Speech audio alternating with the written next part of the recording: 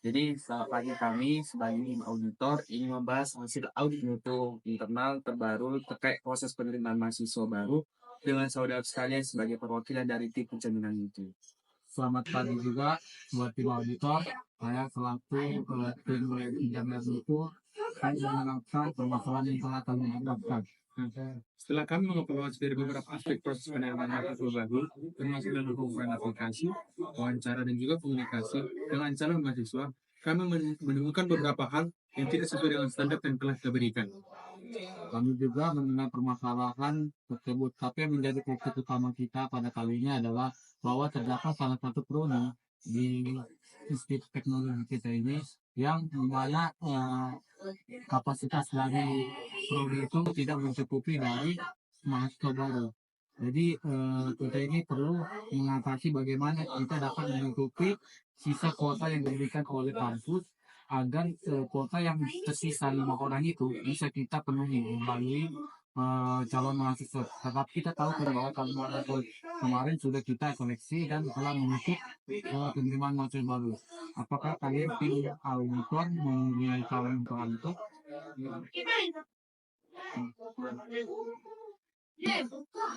Baiklah, menurut saya, bagaimana jika koordinasi ini kan kita bisa melihat kalau dari koordinasi ini ada kekurangan di mahasiswa barunya.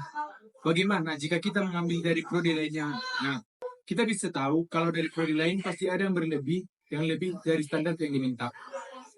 Bagaimana jika kita mengambil sisa dari mereka untuk menutupi kekurangan dari prodi sistem informasi ini? menurut saya itu solusi yang bagus ya. Tetapi itu tidak mampu mengatasi masalah kita. Kenapa? Karena jika kita mentransfer yang sudah lulus di misalnya kita mengambil mahasiswa dari informasi, kita send dia ke mahasiswa sistem informasi. Kita kan melakukan sebuah tes ya sebelum mereka masuk. Jadi kan sebelum masuk kita mempunyai kriteria ambang batas tersendiri untuk setiap prodi. Jadi misalnya informatika kan kita membatasnya nilainya 100 untuk matematika kan.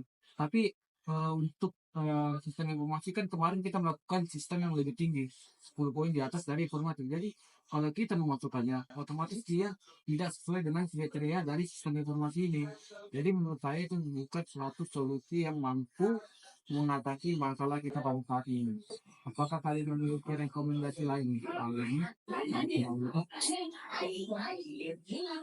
Menurut saya solusi yang terbaru untuk dalam masalah tersebut yaitu dalam melakukan rekomendasi tambahan dengan yaitu seperti seminar pameran pendidikan atau kunjungan sekolah untuk memenuhi kuota yang tersisa tadi. Itu ide yang bagus juga. Kami bisa sebagai suatu hal yang dapat mengatasi itu selain untuk memperkenalkan studi kita ke banyak sekolah di sekitar Toba dan juga di luar Toba, itu juga membuat kesempatan untuk para mahasiswa yang kemarin belajar di sistem informasi untuk mengatasikan bagaimana nantinya mereka mau masuk lagi ke institusi kita untuk mengatasikannya. Dan juga kami dari tim auditor, tim penjamin mutu maupun ide, bagaimana kita memperlakukan nilai dan sistem informasi kita perlukan agar dia bisa sebanding dengan informatika. Jadi nilainya itu bisa kita sama ratakan. Jadi tidak ada perbedaan antara informatika dengan sistem informasi karena nilai permasalahan kita di sini karena nilai dari ambang batas di sistem informasi ini mungkin lebih tinggi atau agak susah untuk mahasiswa baru ini untuk mencapai nilai tersebut. Jadi kami dari tim penjamin itu ingin memberikan saran. Apakah kalian setuju jika kita memberikan sebuah penurunan nilai sedikit dalam hal nilai maksimum untuk masuk ke sistem informasi ini? Oke, karena kalian setuju, apakah kalian mempunyai tambahan lain? Jadi kami di sini sebagai tim auditor tidak ada tambahan lagi. Jadi kami di sini ingin mengucapkan terima kasih atas kerjasama saudara kalian dalam menerima masukan kami. Di sini kami percaya bahwa kerjasama antara tim auditor dengan tim penjaminan mutu, proses penerimaan mahasiswa baru ini dapat terus ditingkatkan dan memberikan pengalaman yang lebih baik kepada calon mahasiswa yang akan datang. Oke, terima kasih juga atas upaya kalian tim auditor karena memberikan rekomendasi dan solusi-solusi yang membantu kami selaku tim penjaminan mutu dalam menyelesaikan kasus penerimaan mahasiswa baru kita ini. Saya harap kedepannya kami dari lebih berkontribusi dan juga kita dapat bersama dalam meningkatkan mutu penjaminan penerimaan masalah mahasiswa baru kita. Lagi-lagi dalam case ini agar tidak terjadi masalah yang sama untuk ke depannya. Oke, saya pikir jadi diskusi kita untuk kali ini. Saya dari tim terima kasih. Selamat malam. Mari kita terus berkomunikasi dan bekerjasama untuk mencapai tujuan kita, dan terima kasih untuk waktunya dan kerjasama kita sampai di sini.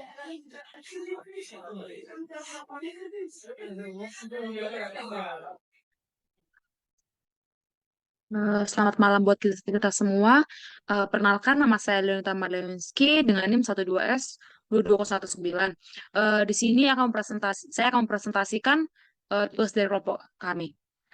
Saya di sini sebagai perwakilan dari kelompok 13. Berikut adalah anggota kami.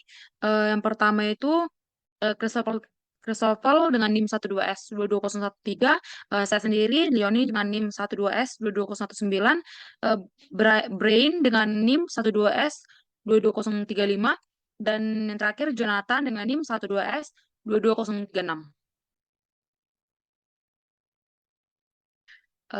Di sini ada roles, yaitu yang pertama Christopher sebagai auditor, Leoni sebagai auditor, Jonathan sebagai auditor, Brain sebagai penjaminan mutu. Topik yang kami bawakan yaitu standar penerimaan mahasiswa baru. Selanjutnya kita masuk ke requirement elicitation. Requirement elicitation menurut Somerville and Sawyer 1997 adalah sekumpulan aktivitas yang ditujukan untuk menemukan kebutuhan suatu sistem melalui komunikasi dengan pelanggan, pengguna sistem, dan pihak lain yang memiliki kepentingan dalam pengembangan sistem. Tujuan dari requirement elicitation yaitu untuk memahami dan mengidentifikasi kebutuhan pengguna serta sponsor proyek dengan tujuan akhir untuk menyampaikan kebutuhan ini kepada pengembangan sistem.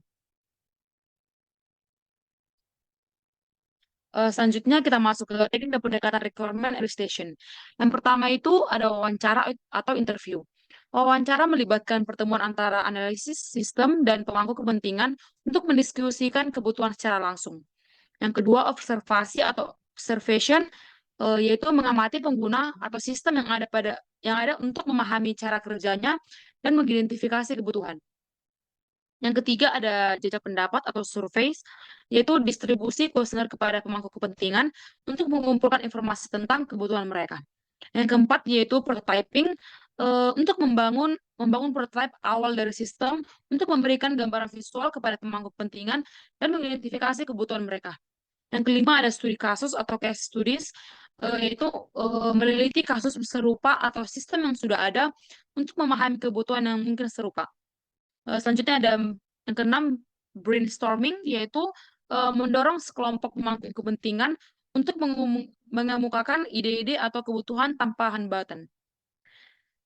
Selanjutnya yang ketujuh, workshop kelompok atau group workshop, yaitu mengumpulkan sekelompok pemangku kepentingan untuk berpartisipasi dalam sesi kerja bersama untuk mendiskusikan dan mengidentifikasi kebutuhan.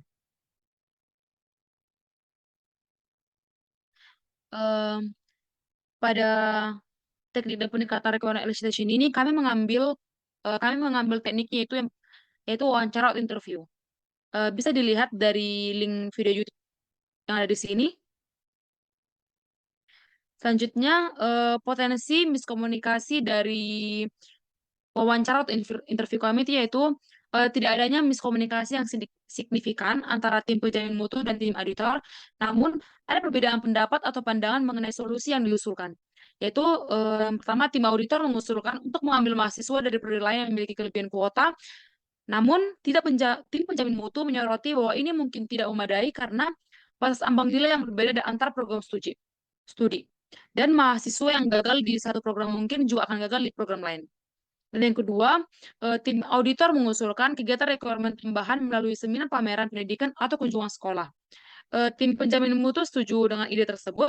Namun, ketika tim penjamin mutu mengusulkan menurunkan nilai ambang batas untuk lulus dari sistem informasi, tim auditor setuju dengan solusi tersebut.